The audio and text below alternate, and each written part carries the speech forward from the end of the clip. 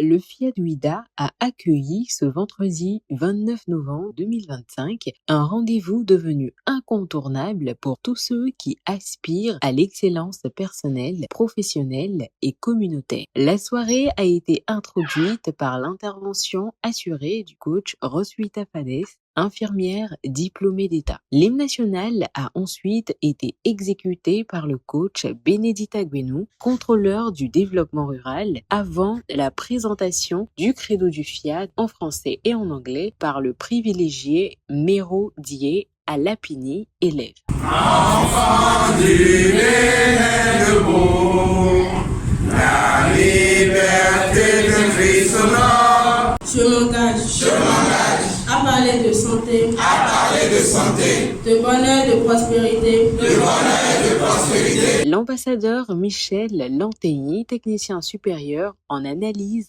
biomédicale, a livré un décret de bienvenue direct et mobilisateur. Malgré nos multiples occupations, nous avons choisi l'ultime, j'allais dire l'agréable, pour répondre à cet appel divin de transformation. Je décrète à chacun et à tous la bienvenue. Installons-nous confortablement avec une écoute attentive et notre vie ne sera plus jamais la même. La série d'exhortations a constitué le cœur de la rencontre. Le coach Odette Dossa, gestionnaire financière, a ouvert la séquence en décortiquant l'histoire financière des vrais riches. La question du patrimoine des vrais riches est un processus complexe qui nécessite une planification stratégique et une gestion efficace pour assurer la pérennité de la richesse face aux intempéries et aux crises exogènes et endogènes à travers une capacité efficace de résilience. Il n'y a pas de génération spontanée en matière d'enrichissement durable et profitable aux membres de la famille, au personnel de l'entreprise et à la communauté. Tous les grands hommes riches et heureux du monde de l'Afrique sont allés à cette école de l'enrichissement pour construire leur fortune de façon durable et résiliente.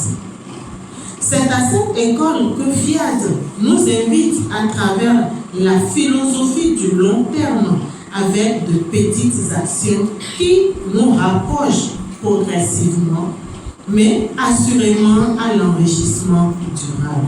Le coach Cyril Adoukonou, contrôleur des PTT, a enchaîné avec pensée gagnant-gagnant dans la deuxième exhortation. Pensée gagnant-gagnant, c'est un concept clé dans les domaines de la négociation, du management et du développement personnel, qui vise à trouver des solutions où toutes les parties impliquées tirent profit de l'accord ou de la situation. Personne n'est perdant.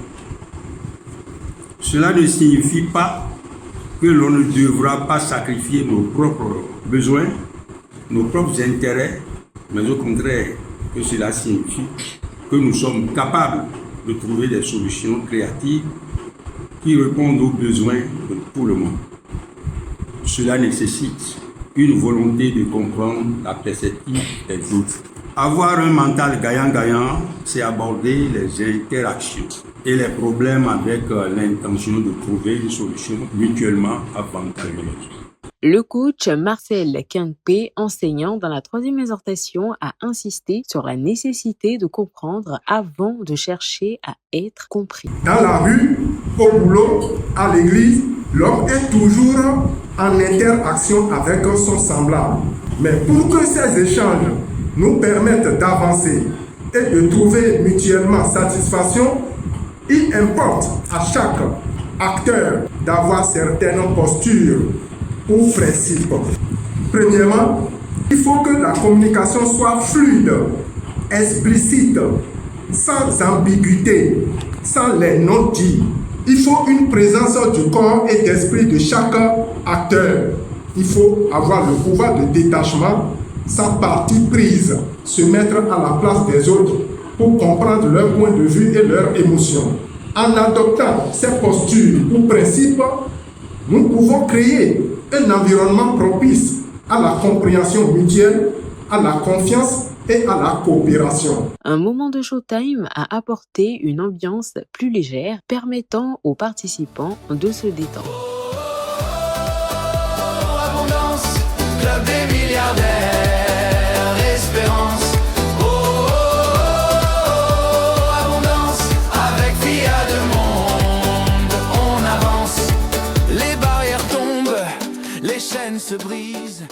Enfin, le coach Joachim Assoba, cadre de santé, a développé le thème « Profiter de la synergie » lors de la 4e exhortation. La synergie, c'est cette force mystérieuse qui naît lorsque plusieurs des équipes ou même des organisations collaborent dans un esprit d'harmonie, de fraternité, de collaboration franche et honnête dans le but d'élever chaque membre de l'équipe. Mais la question qui se posait de savoir comment profiter pleinement de cette synergie. Tout d'abord, il faut comprendre que cela réside dans la franche collaboration et la confiance en soi et la confiance aux membres du groupe.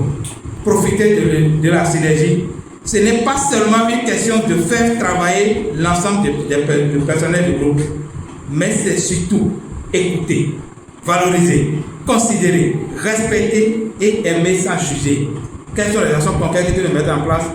Dès aujourd'hui, il faut toujours te demander qu'est-ce que je peux faire pour ce groupe, qu'est-ce que je peux faire pour mon pays et non qu'est-ce que le pays peut faire pour moi. La phase de contribution a été conduite par l'ambassadeur Priska Todejapou, professeur de mathématiques appliquées, avant de laisser place au grand atelier de programmation et de réussite intégrale conduit par le coach Alex Malik Wanho, professeur des SVT, et Valère Bocor, enseignant.